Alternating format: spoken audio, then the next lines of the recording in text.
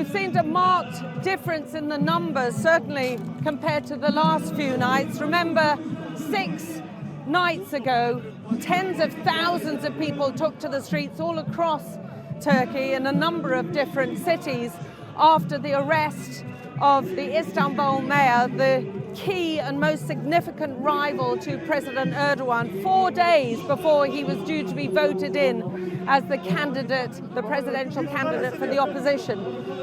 Tonight has seen a rapid drop in numbers, could be linked to what appears to be an increasing crackdown on these demonstrations, with both the president and the interior minister warning that they would not put up with what they described as an attempt to create chaos by the opposition. But we've heard within the last hour or so the opposition leader denouncing those allegations, saying that they are here for peaceful demonstration, that they want the release of the Istanbul mayor immediately. He's been detained in jail until his trial unfolds. He's accused of a range of corruption, bribery, bid rigging charges, as well as a connection and collaboration with terror groups. So he faces a long list of serious charges, which, if proved, could see him put in jail and stay in jail for many, many years.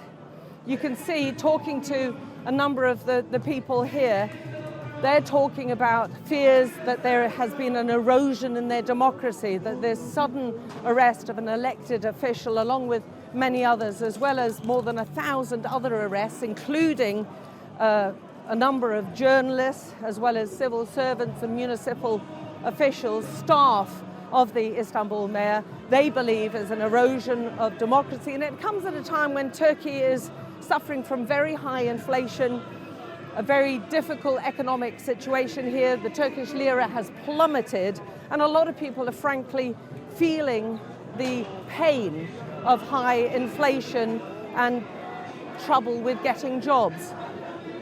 Every night for the past 5 nights or so, there has been pretty much pitched battles between the police and the demonstrators, and it looks as though tonight is not going to be any different.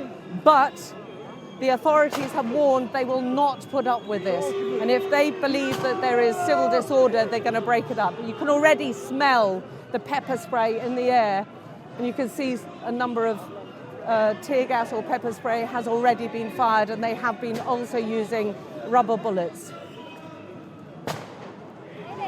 There's obviously been a push by the police to break up this demonstration, everyone moving fast, and the police firing what appears to be pepper spray, possibly rubber bullets as well, but a big movement of people now to get out of the way.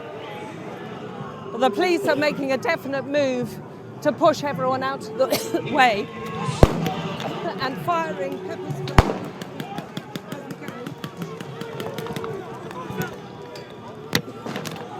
They've said all along that they're not going to put up with civil disorder, and they're making sure that people clear this area. The police had warned, the president himself had warned, that they were not going to put up with any civil disorder. And quite soon after the speeches had completed, the police moved forward, no messing around, firing rubber bullets, pepper spray. You can see ambulances now. A lot of people running in panic, quite frankly.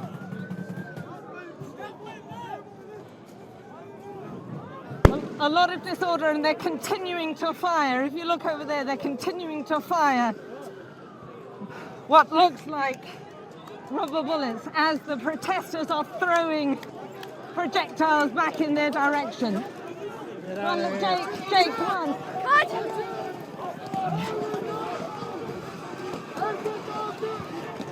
Everyone's running now, and they are firing rubber bullets at us. Pellets. Go on. Where's Jake?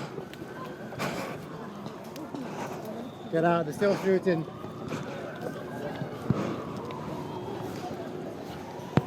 Everybody okay? A lot of chaos and everyone moving very quickly, which obviously is exactly what the police want. A lot of the young people we spoke to today feeling very unhappy, and they're still firing even as people are running. They don't want people to be gathering. This is quite different to the tactics that we've seen earlier in the previous nights, because the police were quite happy to let them sit there for many hours, but today, different. They decided they weren't going to put up with it any longer, and I think they got that message from President Erdogan.